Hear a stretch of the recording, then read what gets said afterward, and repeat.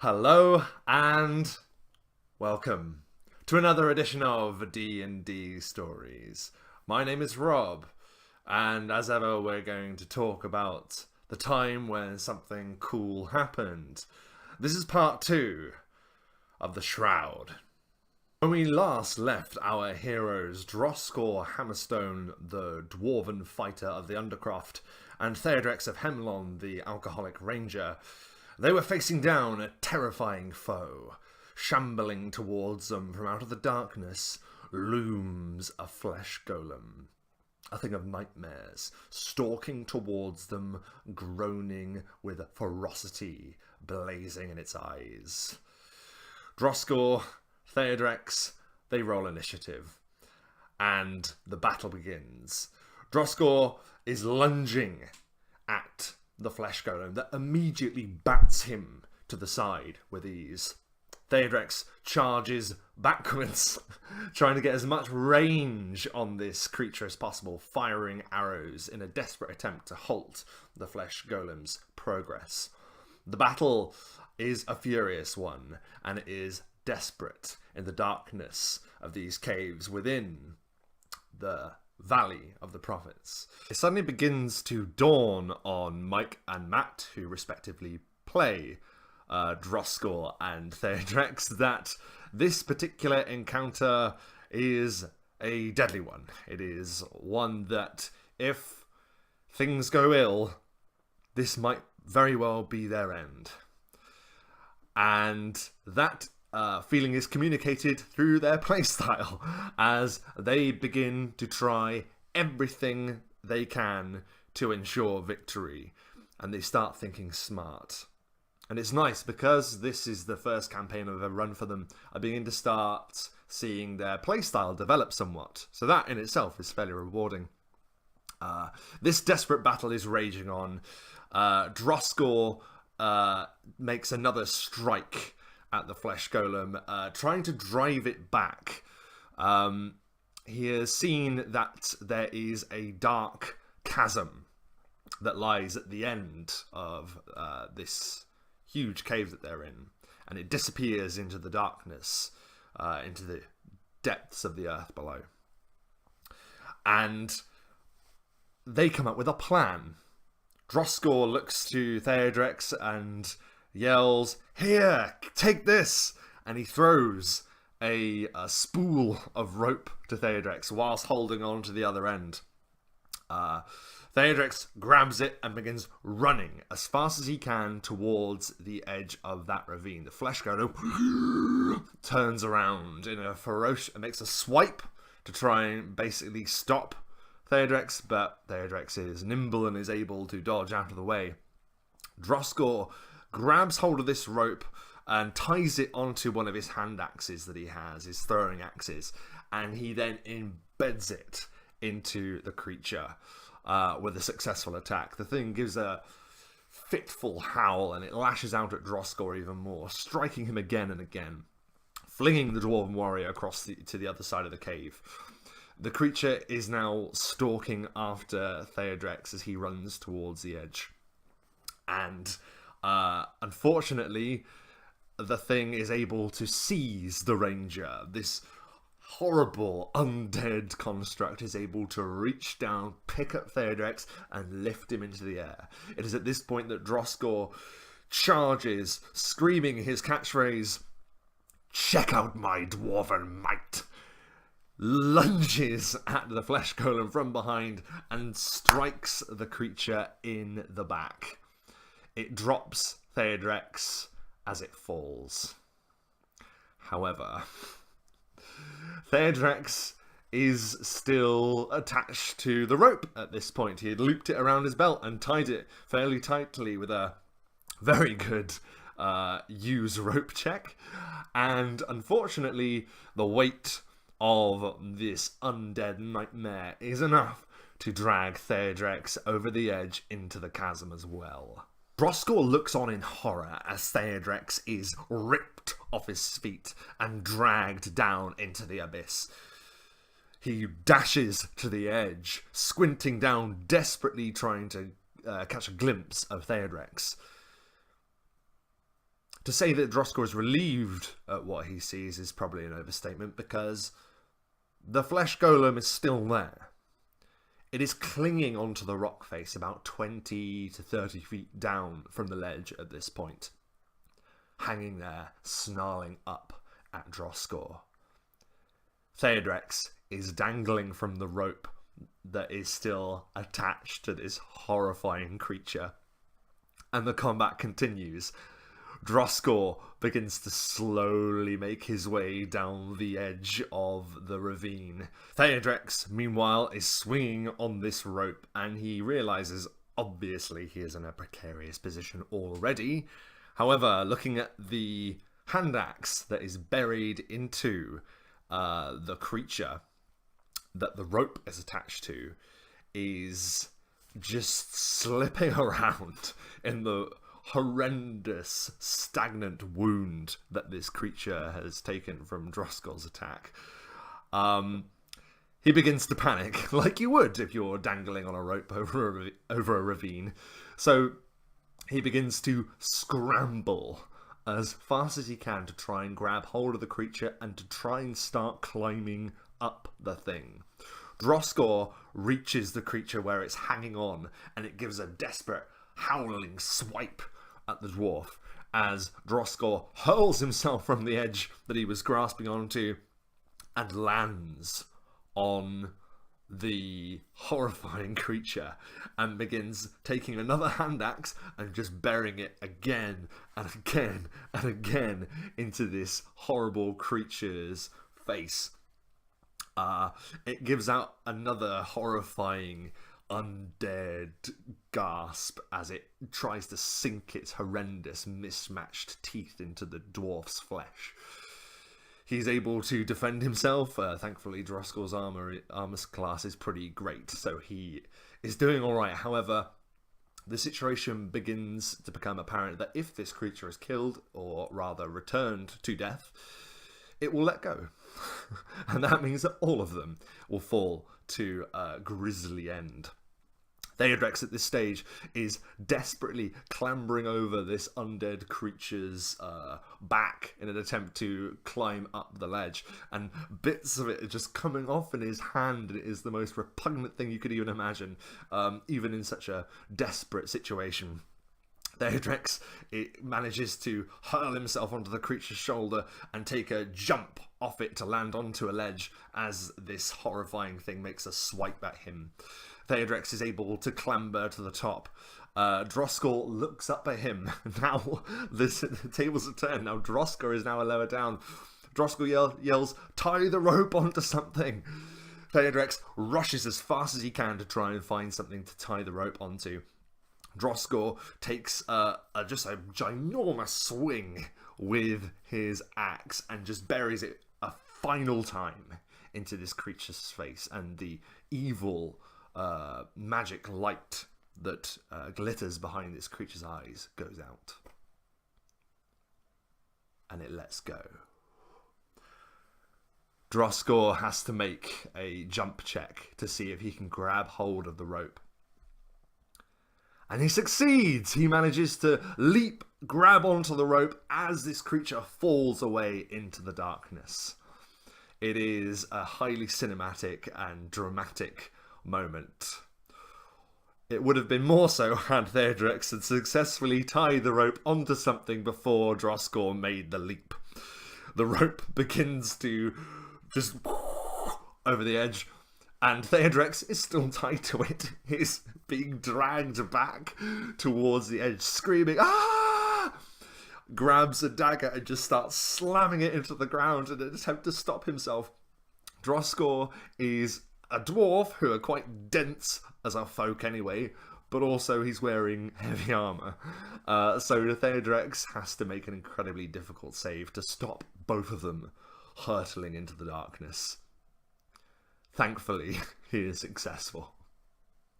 Droskor is just hanging there and is able to then use the rope to augment his climb check.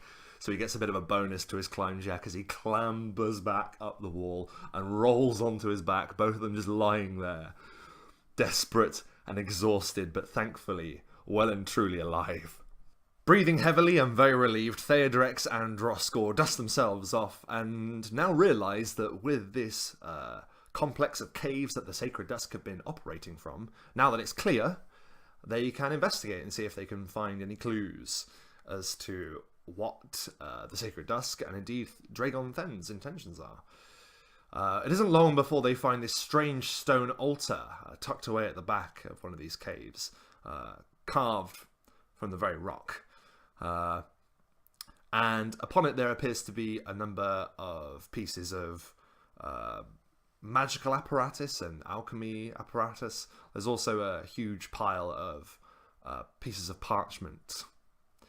And Theodorex takes a step back and says, "It's your turn." Theodorex and Droskor have this understanding that if they ever suspect there to be a trap, then they take it in turns, and it just happens that today is Droskor's turn. Droskor reaches forward and grabs one of the pieces of apparatus. One of the stone dragon's heads that are carved onto the side of this this altar that all of this is on spins around, and a burst of flame erupts from its mouth. Droskor attempts to shield himself from the blast, but it is unsuccessful. The fire courses over him, and he staggers back, attempting to grab as much from the altar as he can before doing so, and he collapses onto the ground. His beard is on fire, and he gives a shriek as he attempts to put himself out. Theodorex is able to throw his cloak over Droskor and pat him down until the flames are gone. And when the cloak is removed, it is revealed that Droskor Hammerstone's magnificent, beautifully plaited beard is now only half a beard. Half of Droskor's beard is utterly destroyed. And Mike, who plays Droskor, looks to me with a look in his eye that communicates this. Really? The beard? Not the beard! So while Droskor is sulking at the loss of his beautiful beard, or at least half of it, Theodorex is able to take a look at some of the bits of parchment that Droskor had managed to drag from the altar before he was set ablaze. One thing in particular stands out. It looks to be a set of magical blueprints. Not that the blueprints are actually magical, but the instructions of how to create something magic and powerful. There is a diagram of this strange archway, clearly made of some peculiar jet black rock. And crowning this archway are a number of horrendous, jagged-looking spikes cut from the rock. And there are a number of magical runes written about it and the like. And there's only really one thing that they can make out from the blueprints at all, and that is the name of this strange construction. They realise this thing is known as the Shroud. And looking at this, they're not really magically talented in any way, and they don't really know much about magic, but they are able to assume that this has some kind of necromantic purpose. In fact, a number of the runes they notice that are on this bit of parchment match the runes surrounding the site where the Sacred Dusk disciples had sacrificed themselves to bring about the creation of this flesh golem. So they're able to deduce that this is a necromantic construction of some type, and it fills them with dread. They realise how difficult it was to fight a flesh golem. What if there were more in the future? Theodorex and Droskor sort of muse over this a bit. Droskor's still incredibly annoyed that he has now lost half of his beard. But they agree that they must make all haste back to Valdenor, speak with the Knight Captain to find out what they should do next, and to get this information to someone who might know what the next step may be. And with that, they turn their back on the Valley of the Prophets, and they begin to journey away from the site of such horror. Our heroes head south, out of the only exit from the Valley of the Prophets, and they find themselves soon walking through hilllands and dales and light areas of forest. And they're beginning to wonder what they should do next. Absolutely, they should be taking this information back to the Knight Captain, but they need to think of their own futures. They need to think about their part in this. Are they just going to take the money and walk away once their mission is successful? Or will the Knight Captain offer them more? They seem to disagree slightly on how they should approach this. Theodrex is solely out for the money. Droskor seems to be a little bit concerned with wanting to fulfill a personal goal of his, which he's still deciding to keep quiet from Theodrex. Sometimes Theodrex spies Droskor, looking at the Urgrosh that's in his grasp, sometimes with a fondness. All Dwarven warriors love their weapons, but Droskor has a particular attachment to this particular Urgrosh that he has. But Theodrex doesn't press. And after all, they have much more on their minds to think of. They need to make sure they can arrive back in Valdonor in one piece. And it is at the statement that Theodrex says, "We must take the fastest road," that they suddenly spot someone in the distance ahead of them. A man hooded and cloaked, with a bow on his back. In a way, he actually looks like he's dressed similarly to Theodrex, but far neater and far more militaristic. They soon realise that they're facing an Imperial Ranger, a man who stands defiantly in their way and says, "It seems peculiar to me that two peculiar-looking individuals are walking around in the wilderness.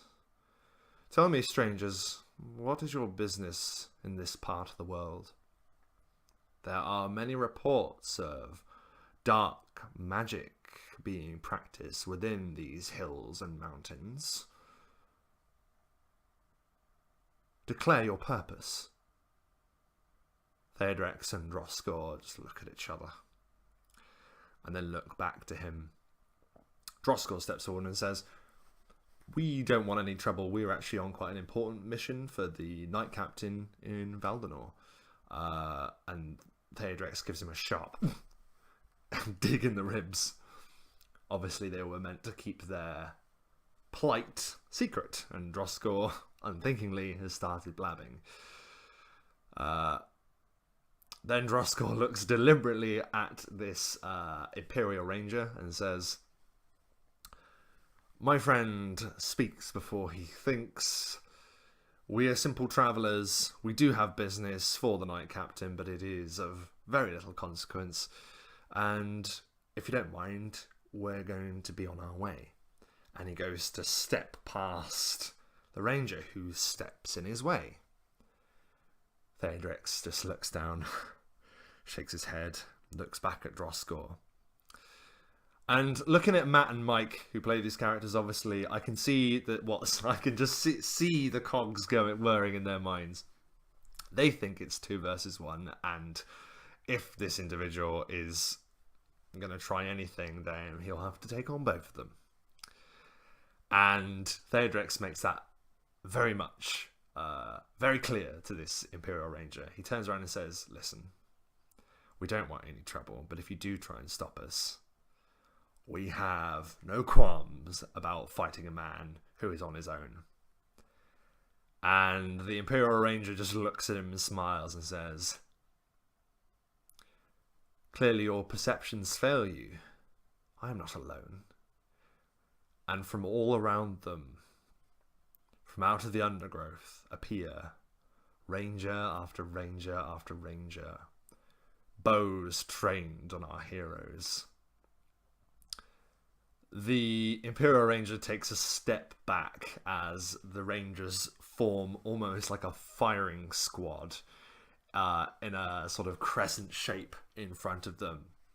You can see the tension creaking in the bows that pointed at them both. Now I will ask again. What is your purpose in this part of the world? I will not hesitate to have you shot if you do not comply. Droskor takes another look at Theodrex, and they have that sort of psychic connection that tells, that communicates between the both of them that they are ready to fight. Droskor has this look, Theodrex does not, who starts shaking his head at the dwarf in an attempt to hopefully calm him down or make him think reasonably about the situation. Not the case. Droskor takes a hand to his Urgrosh and charges at the rangers. Theodrex instantly tries to grab his bow and fire a shot. Initiative is rolled. Theodrex and Droskor do not do well. 6 arrows hit Theodrex in the chest and he is instantly put to the ground. A vast amount of arrows also hit Droskor, but he's able to keep going. He reaches one of the rangers and he brings that Grosh swinging down, catching who appears to be the leader, the ranger that was speaking to them, just across the cheek. But the Imperial Ranger basically rolls with the attack and delivers one crushing strike with the hilt of his sword into Droskor's jaw, felling him. And both of them see nothing but darkness. Theodrex is the first to snap back into consciousness. He can feel the strain in both of his arms. He looks and he sees that he is currently manacled to a cold stone wall. Droskor awakens shortly afterwards and realizes he is in the same predicament. The first thing that they hear, however, is the unmistakable din of battle. They can hear the clashing of weapons and the screaming of the dying, and they look at each other with abject confusion and horror. Droskor says, "Where are we?" Theodrex looks back and says, "How am I supposed to know?" A door opens at the top of a flight of stone steps, and the head ranger, the Imperial Ranger, sweeps down into the room. He is accompanied by a short, bold man with a scar. And he says, "Gentlemen, I am glad to see that you are awake. We weren't sure that you were going to pull through initially." It is at that point that Droskor and Theodrex are able to notice that they are covered in bandages and ointments where their wounds have been healed. It would not do to have individuals walking through the Valley of the Prophets and not have them be alive to tell us what they had seen. Theodrex looks at this individual and says, "How do you know we were in the Valley of the Prophets? We could have been anywhere." And the ranger says, "We're rangers. We followed your tracks. And by my estimation, you aren't exactly gifted at the craft of hiding where you have been walking." Theodrex does not like that at all and gives a strain against his chains, but unfortunately they are far too strong for him to break. "We require answers. However, as you can probably hear, our time is limited." Theodrex looks at him and bites his tongue. Droskor says, "Where are we?" And the ranger looks to him and says, "You are in the dungeons deep beneath the Barricade itself. And this is the day that the war truly begins." A large impact echoes throughout the chamber that they are in. The unmistakable sound of a battering ram slamming against gates. Droskor looks in horror and says, "The barricade. You've brought us to the barricade. All of the orcs, all of the beastmen, every single enemy of this land is attacking the barricade as we speak." And the Imperial Ranger just gives a smirk and says, "That is correct. And as you can probably tell, time is not on our side, so we're going to have to extract whatever information you have quickly." And with that, he takes a knife and he cuts off one of Theodrex's toes. Just his little toe, just cuts it off. It's at this point that Theodrex is not brave, he is not defiant, he gives another scream in pain as his little toe hits the cold stone floor, and he says, "We don't know anything. We have just been sent to investigate the Valley of the Prophets. We have no idea what's going on in there whatsoever." The Imperial Ranger smiles and holds up the diagram of the Shroud that has been taken from their possessions and says, "This appears to be something that would cause this realm quite a significant amount of trouble. And it was on your person. You'll forgive me if I don't entirely believe you." He looks to the torturer. "Extract whatever information you can, but buy yourself enough time to make an escape. I will be leading a full retreat of the barricade. We cannot hold their forces here any longer. We must retreat to Valdonor. Buy yourself time." And he slaps the torturer, this small, bold man with a scar over his eye on the shoulder, and then gives Droskor and Theodrex a withering look before sweeping up those stairs again. Droskor watches him go and says, "You're out of your mind. How could you do this? We're trying to help the realm, not see it destroyed." And the Imperial Ranger just turns around and says, "I am following my orders, and I will see them done." And he sweeps from the room. The torturer steps forward, a vicious, sharp, thin blade in his hand, and he jabs it beneath Theodrex's fingernail.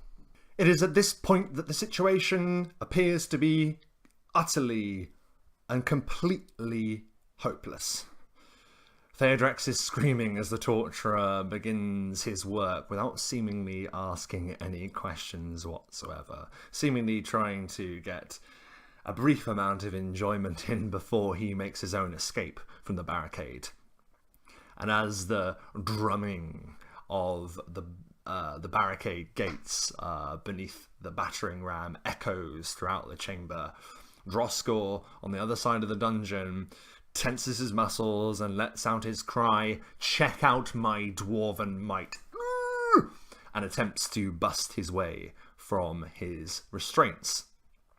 At first he is unsuccessful.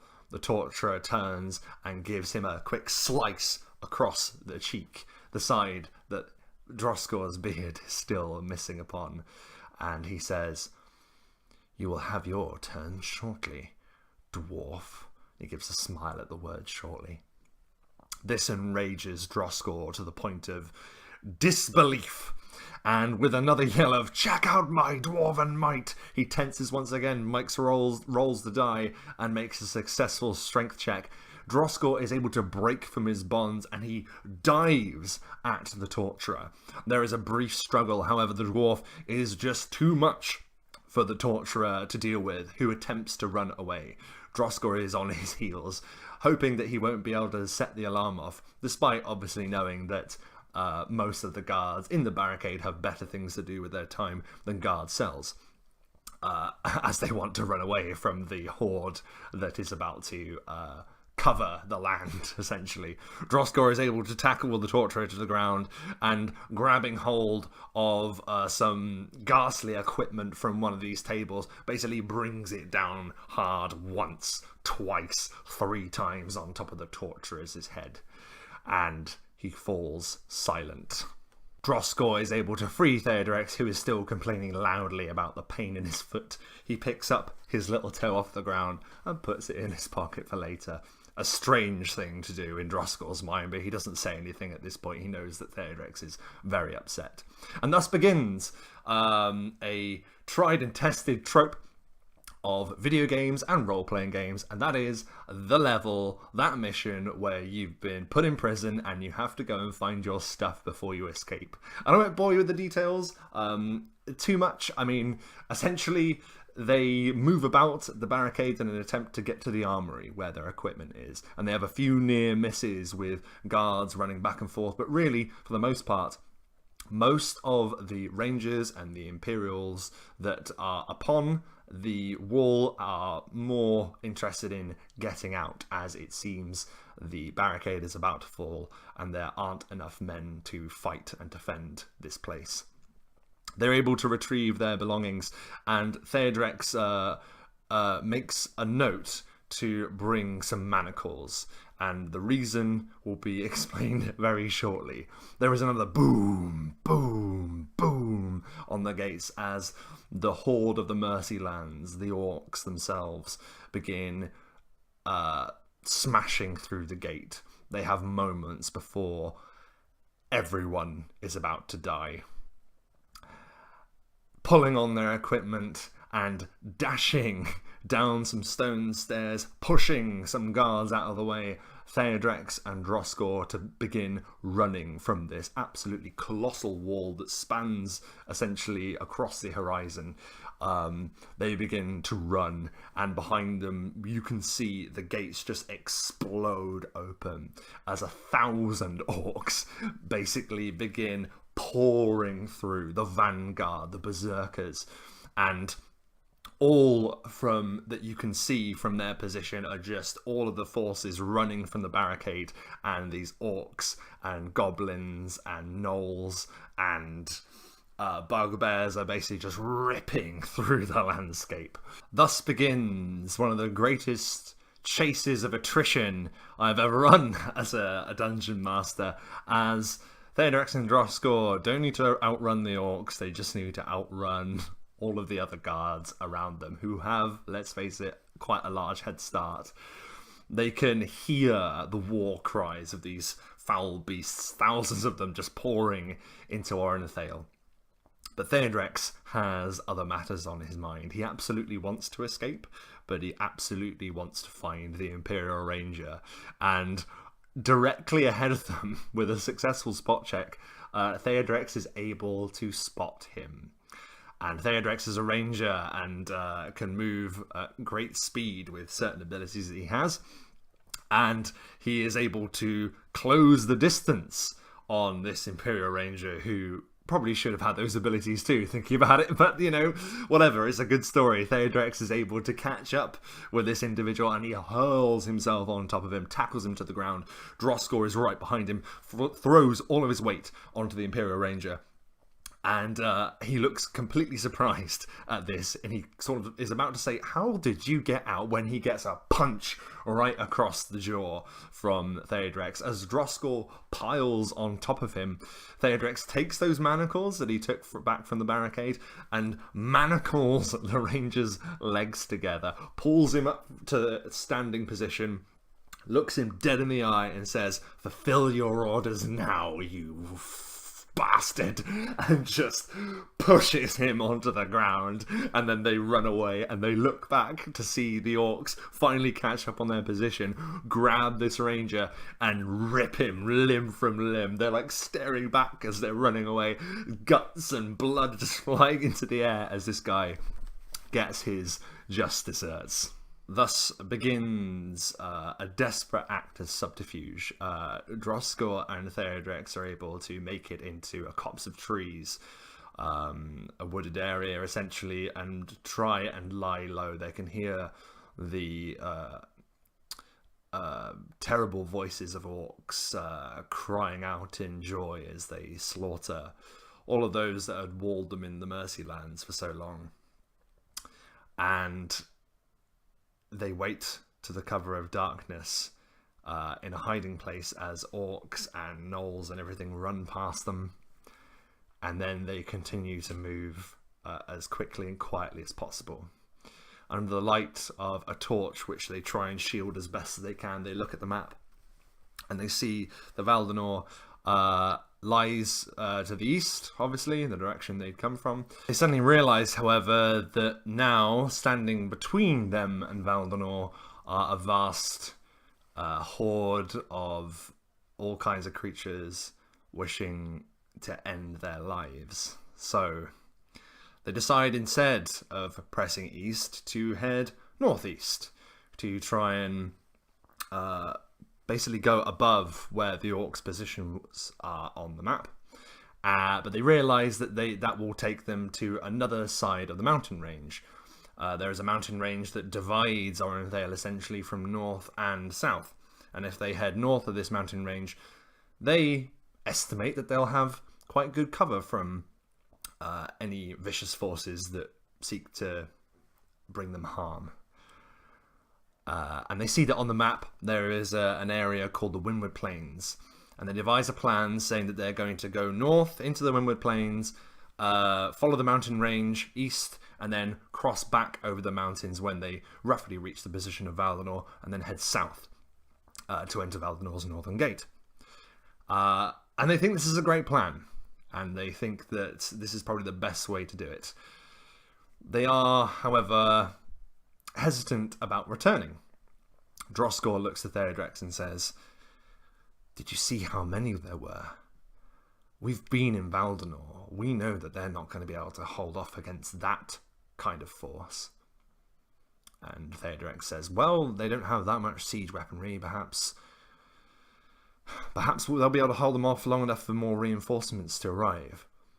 And Droskor reminds Theodrex, all of the reinforcements, all of the forces have been withdrawn to Valdenor. What they have is what we've seen. It isn't going to be enough. Why should we return? Why indeed? A voice echoes through the darkness. Theodrex and Droskor nearly jump a mile as they suddenly realise they are not alone within this darkened area of the forest in the middle of the night. They immediately draw their weapons and yell, "Proclaim yourself! Who are you? Who speaks? Who goes there?" And all manner of different things that sound a bit like that. A tall man steps from behind a tree. He has long fitted robes, a black beard that's cropped perfectly, and sleek, pushed back black hair and very dazzling, peculiar eyes. "Just a concerned traveller," this individual says. "I had noticed that the roads around here have become significantly more dangerous in the past day." And Droskor and Theodrex look to each other like bemused and a little bit frightened. "Forgive me," Theodrex says, "but might we ask why there is a sinister-looking man just walking around by himself in the woods at such a time?" This stranger, opens his arms and he says, "My apologies. I did not wish to startle you. Allow me to introduce myself. My name is Drachnus, and I know who you are." Droskor looks shiftily towards Theodrex and then back at Drachnus, this stranger. "Go on then, prove it. You are Droskor Hammerstone of the Undercroft, and you are Theodrex, the exiled ranger of Hemlon." They're both taken aback. Oh, he actually does know who we are. That's made this even weirder. "Please, my friends," Drachnus gives a smile, not exactly a reassuring one. "Please, friends, I wish you no harm. Had I wished it, I could have attacked you when you did not know I was there. But instead I stand before you, with a message. They look him up and down. Well, deliver it then. There are many powerful forces in this world, and some of them allow me to look into the mists of the future. And believe it or not, both of you are significant in events that have yet to pass. Droskor rolls his eyes. This is foolish speak. None can see into the future. You are just a charlatan. Why should we believe you? Dratnis says, you do not need to believe me at all. However, I am an interested party, and it does serve my purpose greatly if you were to return to Valdonor with all due haste. Now, as I'm sure you are aware, this forest and indeed the lands beyond are swarming with the forces of the Mercylands. You will not be able to arrive there safely via this path. Theodrex, who, knows a bit or two about making paths through the wilderness, says, we already know we're going northeast above the mountains, and then we're going to take the mountain paths back down south, so we cut this whole area out. We've got it planned. We're fine, thank you. And Dratnis says, indeed, you will arrive in Valdonor safe by that path. You will, however, arrive too late. There is no way that you can make it to Valdonor before the forces of the Mercylands arrive. There will be no warning. The forces of Valdonor, all who were guarding the barricade, have fallen. None have escaped. Except you. You need to be there to warn them. You need to be there to help defend the city. This is a bit strange to both of them. This individual has an intimate awareness of the situation, and it does not make them trust Dratnis at all. Now, the stranger continues. I am most interested in assuring that both of you arrive in Valdonor in good time to help defend it. However, I do not offer my services freely. I have the power to take you there almost immediately. With a snap of my fingers, you will be standing upon the city walls. However, if I am to deliver you to the city, I would expect something in return. Like what? Says Theodrex, highly suspicious still. A favour of my choosing in the future. As I mentioned before, you are both heavily involved in events yet to pass, and I wish to stake my claim on the future. If you accept, I will take you there immediately. Theodrex and Droskor are very stubborn. They're very stubborn because Matt and Mike are very stubborn players. And they fold their arms and they say, no, don't trust him. Don't want to be beholden to a promise that I don't know the ins and outs of. I don't know the details of. I'm not agreeing to anything. Nope. No thank you. And Droskor and Theodrex basically communicate those exact same thoughts.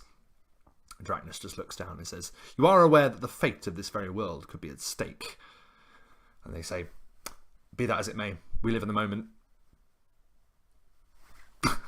Dratnis has an otherworldly aura to him. He doesn't seem quite right. There seems to be some powerful force that emanates from him. Something strange in the air when you're around his presence. And there is a visible look of frustration in his eyes. And that vanishes once again behind that familiar smile. And it's strange because it does seem familiar. But they quite can't put their finger on what it is. And he says, very well, then I shall allow you to be on your way. But first, I would like to give you a gift. Theodoric's and Droskell's ears visibly perk up, as do Matt and Mike's, my players, because they love loot. They love getting stuff in D&D. It's one of the greatest things in the world. And now, this mysterious stranger is offering them something. However, such a thing can also lead to danger, so they very, very carefully say, What do you want to give us? Like, you can see that they're like, okay, well, if you think about giving us something, then go on then. And Draknis says, if you indeed wish to press on alone, I will not stop you. You will arrive in too short a time to save Valdonor, but by all means. But if you change your minds, please carry this with you. And he holds something shining and red. Droskell holds out his hand and quickly appraises it. He doesn't need to, however, because Draknis explains, this is a dragon scale. And Droskell stares at this thing in wonder. A dragon scale. It glitters in the moonlight, and it too seems to have this kind of aura of power about it. If you change your minds, Draknis continues, and you do wish for me to help you, simply hold on to this scale and pronounce my name, Draknis. And I shall be there. Droskell gives a snort of derision. Fine, thank you very much, but just to let you know, we're probably not going to use it. Just being honest. And Draknis says, we shall see. And that knowing smile spreads across his face. And of course, if you decide not to use it, I'm sure that dragon scale shall fetch a pretty price in the market. Well, if there's a market to go to. And he fixes them both with this 1,000-yard stare. He seems to see through them, almost. Very well. If your path is northeast, I suggest you take it immediately. More orcs will swarm through this land, and it is the people of Orenthale that will pay for it. Good luck. And with a smile, Draknis steps into the darkness. Meanwhile, far away in the citadel at the centre of Valdonor, we see a darkened room. And within it we see the silhouette of a man, tall, completely bald, with strange tattoos augmenting his face down his eyes like that. And he appears to be looking down at a swirling black vortex of his own summoning upon the floor. A snivelling, hunched-back messenger steps into the room and he says, My lord, Dragon Then, we have received reports that the barricade has fallen. The army of Mercy is now heading in force towards the walls of Valdonor. It has begun. And Dragon then turns and looks at this messenger with a smile and says, Very good. Continue your work.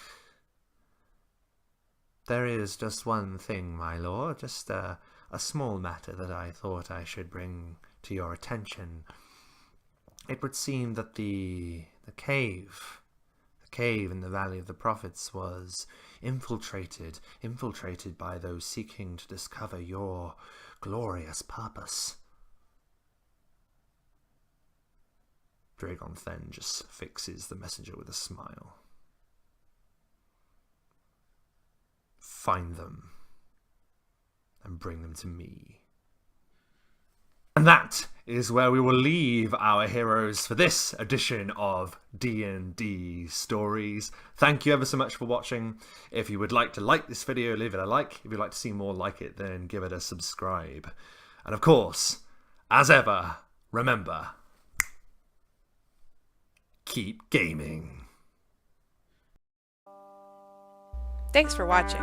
Be sure to check out the D&D Stories Facebook, Patreon, and t-shirts on Redbubble. Keep gaming!